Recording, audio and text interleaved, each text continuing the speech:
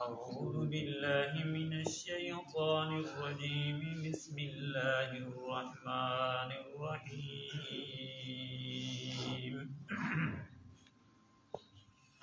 وأعتزلكم وما تدعون من دون الله وأدعو ربي عسى ألا أكون بدعاء ربي شقيا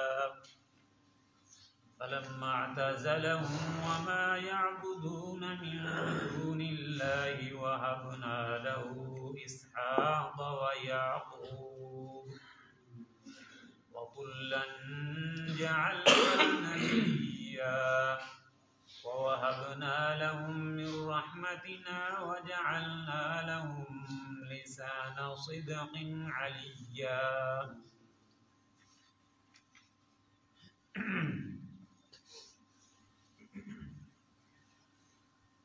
और मैं जुदा होता हूँ तुमसे, किनारा कशी करता हूँ तुमसे और उन हस्तियों से जिनकी तुम पुकारते हो अल्लाह के अलावा, और मैं पुकारता हूँ अपने रब को। उम्मीद है मुझे अपने रब की ज़ात पर, ये कि नहीं होगा मैं अपने रब के पुकारने के साथ महरूम। बस जब वो उनसे जुदा हो गए और उन हस्तियों से भी जिनको वो पुकारते थे अल्लाह के अलावा, और बख्शिया हमने उनको इब्राहीम अलैहिस्सलाम को बेटा इसहाक अलैहिस्सलाम और याकूब अलैहिस्सलाम को, और बनाया हमने हर एक को नबी, और बख्शिया हमने उनको अपनी रहमत से, और बनाया हमने उनके लिए सच्चाई की ज़ुबान और बुलंदी। अल्लाह तआला ने जितना नबी भेजे हैं, सब नबियों ने आकर पहली जो दावत दी कौम को, वो यही थी कि ला इलाहा इल्लल्लाह। कलमे का जो आखिरी जुज़ है वो तो हर नबी के दौर में तब्दील होता रहा, लेकिन पहला जो जुज़ है, पहला जो हिस्सा है, वो हर नबी के दौर के अंदर एक ही रहा। आदम अलैहिस्सलाम के दौर के अंदर यही था ला इलाहा इल्लल्लाह आदम सफीउल्लाह, यानी अगला जुज़ तब्दील होता रहा, आखिरी पहला जुज़ यही था ला इलाहा इल्लल्लाह। नबी अलैहिस्सलाम आखिर में आए तो आप सल्लल्लाहु अलैहि वसल्लम ने भी कौम को जमा करके यही फरमाया ला इलाहा इल्लल्लाह। ला इलाहा इल्लल्लाह। हम हैं देहाती लोग, अरबी को समझते नहीं हैं, इसलिए हमें ला इलाहा इल्लल्लाह पढ़ने में कोई मुशक्कत नहीं होती, आसानी से पढ़ लेते हैं। बस वो अरबी लोग थे, उनकी अपनी ज़ुबान थी, उनको पता था कि हम जो ला इलाहा इल्लल्लाह पढ़ रहे हैं इसका मतलब और मफ़हूम क्या है। और ये बात भी जहन में रखें, आदमी जब तक ला इलाहा इल्लल्लाह के पूरे मफ़हूम और पूरे मकसद को अपने दिल में जब तक नहीं बिठाता, उस वक़्त तक मुसलमान भी नहीं हो सकता। ला इलाहा इल्लल्लाह के पूरे और सही मफ़हूम और मकसद को अपने दिल में बिठाना ज़रूरी है। जैसे कलिमा पढ़ना ज़रूरी है, इसी तरह उसके सही मफ़हूम और मकसद को भी दिल में बिठाना और उसके ऊपर ईमान रखना है। ला इलाहा इल्लल्लाह, ला इलाहा, कोई इलाह नहीं है, कोई इलाह नहीं है, इल्लल्लाह, मगर सिर्फ अल्लाह की ज़ात है। बस इलाह का क्या माना है? इलाह के मुख्तलिफ माने उलमा ने लिखे हैं, कई मफ़हूम हैं। इलाह का माना मुश्किल कुशा, इलाह का माना हाजत रवा, इलाह का माना नफ़े नुकसान का मालिक, इलाह का माना बीमारों को शिफा देने वाला, इलाह का माना हर जगह पर मौजूद और हाजिर नाजिर, इलाह का माना गैबों को जानने वाला, इलाह का माना बीमारियों को ख़त्म करने वाला, इलाह का माना सारी दुनिया को पालने वाला। ये सारे इलाह के माने हैं। जब तक इन सारे मक़सद और मकसद को अपने दिल में नहीं बिठाता उस वक़्त तक यानी मुसलमान भी नहीं हो सकता। ला इलाहा इल्लल्लाह। अल्लाह के नबी हज़रत इब्राहीम अलैहिस्सलाम ने भी, पीछे हम उनका वाक़या पढ़ रहे हैं, चल रहा है हज़रत इब्राहीम अलैहिस्सलाम का। इब्राहीम अलैहिस्सलाम को जब अल्लाह ने नबी बनाकर भेजा तो उन्होंने भी आकर अपनी कौम को और उस वक़्त के ज़ालिम बादशाह नमरूद को और अपने बाप को यही दावत दी, या अबती ला ताबुद शैतान, अय मेरे अब्बा शैतान की इबादत न कर। हालांकि कोई आदमी भी बिल्कुल डायरेक्ट शैतान की इबादत तो कोई नहीं करता। क्या ख्याल है बुजुर्ग, डायरेक्ट कोई शैतान की इबादत करता है? नहीं। मतलब यह है कि अल्लाह के अलावा जिसकी इबादत आप करेंगे समझो शैतान की मान कर तुम कर रहे हो। जब शैतान की मान कर रहे हो तो समझो ये शैतान की इबादत है। ला ताबुद शैतान, शैतान की इबादत न कर। तो अल्लाह के नबी ने भी यही तौहीद की दावत दी, यही समझाया। और ये बात मैं, अल्लाह का कुरान सामने है, आपको वज़ाहत के साथ बात बतला रहा हूँ कि जिस आदमी के दिल में अल्लाह की तौहीद हो ना, अल्लाह की तौहीद, उसकी बख्शिश और मग़फ़िरत ज़रूर होगी, उसकी बख्शिश और मग़फ़िरत ज़रूर होगी। अगर अल्लाह की तौहीद जिस दिल में नहीं है, चाहे वो जितना बड़ा नमाजी हो, हाजी हो, कुरान की तिलावत करता हो, जो कुछ करता हो, लेकिन अल्लाह की तौहीद दिल में नहीं है, उसकी बख्शिश नहीं होगी। ये बात ध्यान में रखें। अल्लाह की तौहीद का दिल में होना ज़रूरी है। नबी करीम सल्लल्लाहु अलैहि वसल्लम ने फरमाया, एक आदमी मक्खी की वजह से जन्नत में जाएगा और एक आदमी मक्खी की वजह से जहन्नम में जाएगा। सहाबा ने अर्ज़ किया, अल्लाह के रसूल वो कैसे? आपने फरमाया, बनी इसराइल का दौर था, दो आदमी थे और दोनों बड़े नेक थे, बड़े इबादत गुजार थे, नेक थे, अल्लाह वाले थे। वो सफ़र कर रहे थे, रास्ते में गए तो एक दरबार बनी हुई थी, दरबार, वहाँ पर मुजावर से बैठे हुए थे। उन्होंने कहा कि हम इस रास्ते से आगे नहीं जाने देंगे, और उस तरफ जाने के लिए रास्ता ही वही एक था और कोई रास्ता ही नहीं था। उन्होंने कहा हम नहीं जाने देंगे, एक शर्त है कि हमारे इस पीर, इस बुजुर्ग के नाम पर कोई चढ़ावा चढ़ाओ, हमारे इस बुजुर्ग के नाम की कोई मन्नत या नजर नियाज दो, फिर जो हम आगे जाने देंगे वरना नहीं। पहले तो उन दोनों बुजुर्गों ने इनकार किया कि हम तो अल्लाह के नाम की देते हैं, बुजुर्गों के नाम की नहीं देते, हम तो अल्लाह को राजी करने के। उन्होंने कहा नहीं, फिर हम जाने नहीं देंगे, कत्ल कर देंगे तुम्हें। उनमें से एक आदमी ने कहा, भाई हम तो मुसाफिर हैं, हमारे पास तो है कुछ नहीं, क्या दें तुम्हें? उन्होंने कहा चलो एक मक्खी मार कर दे दो सही, हमारे बुजुर्ग के नाम पर कोई ना कोई चीज। उसने कहा मक्खियाँ बैठी हुई थी, ऐसे हाथ मारा, एक मक्खी मार गई। उन्होंने कहा चलो ये मक्खी तेरे बुजुर्ग के नाम पर है। उन्होंने कहा चल तू जा, तुझे छोड़ दिया।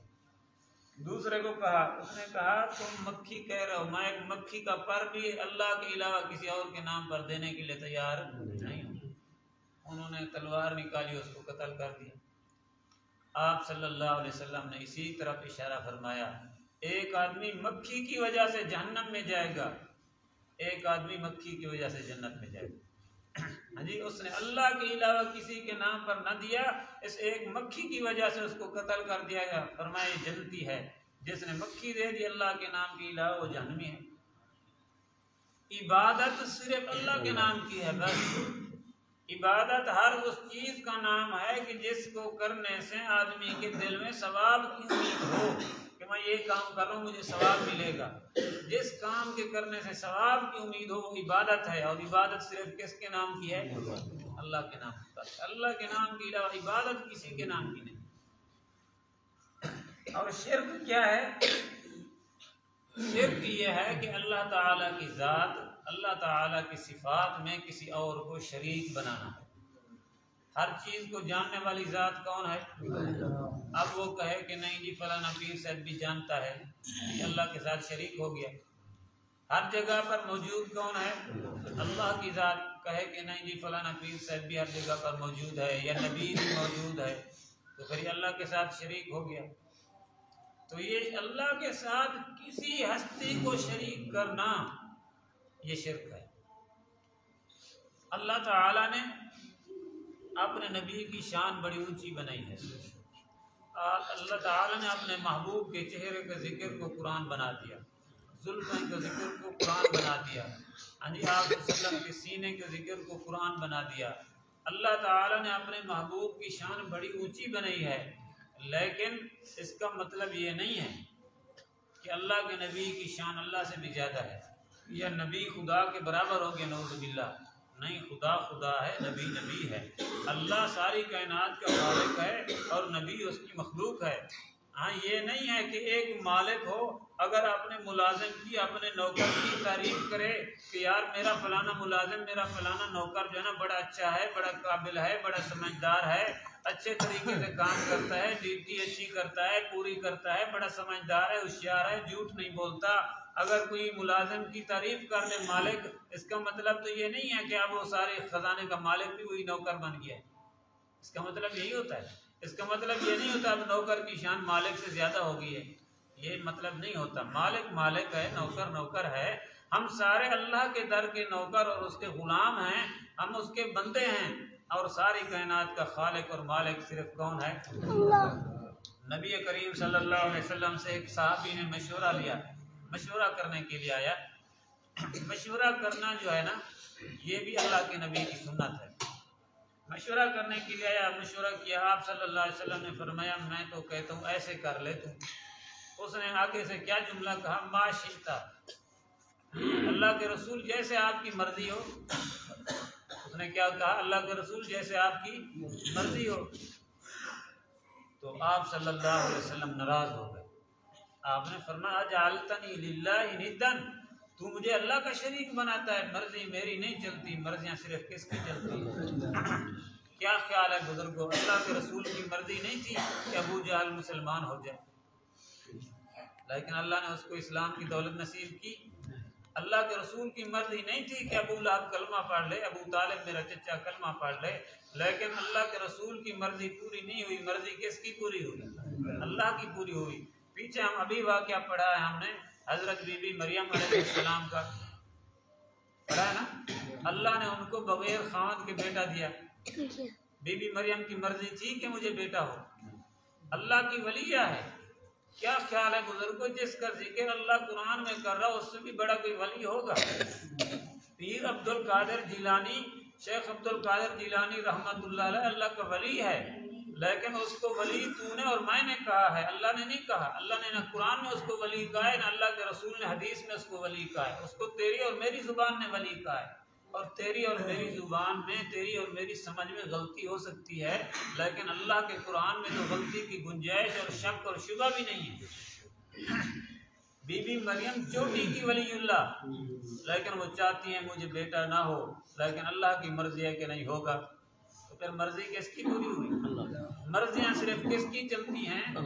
तो साहबी ने जब कहा ना अल्लाह के रसूल को, अल्लाह के रसूल जैसे आपकी मर्जी हो, तो आप नाराज हो गए। आपने फरमाया यूं क्यों कहा है तूने कि जैसे आपकी मर्जी हो, बल्कि यूं कहा कर माशाअल्लाह, जैसे अल्लाह की मर्जी होगी वैसे हो। मर्जी अल्लाह के नबी की नहीं चलती, मर्जी सिर्फ किसकी चलती है? अल्लाह की। नबी पाक सल्लल्लाहु अलैहि वसल्लम घर में गए तो अम्मा आयशा रो रही थी। आपने फरमाया प्यारी आयशा क्यों रो रही है? अल्लाह के रसूल आपके दुश्मन है अबू जहल फलाने फलाने, उनके कई कई बेटे हैं, वो तो काफिर हैं, अल्लाह ने उनको बेटे दिए हैं। आप सच्चे अल्लाह के रसूल और नबियों के सरदार हैं, कोई बेटा कोई बेटी नहीं है, कोई बेटा नहीं औलाद नहीं है मेरे यहाँ। आप सल्लल्लाहु अलैहि वसल्लम ने फरमाया प्यारी आयशा ये ख़जाने मैं मोहम्मद के पास नहीं हैं, ये ख़जाने अल्लाह के पास हैं।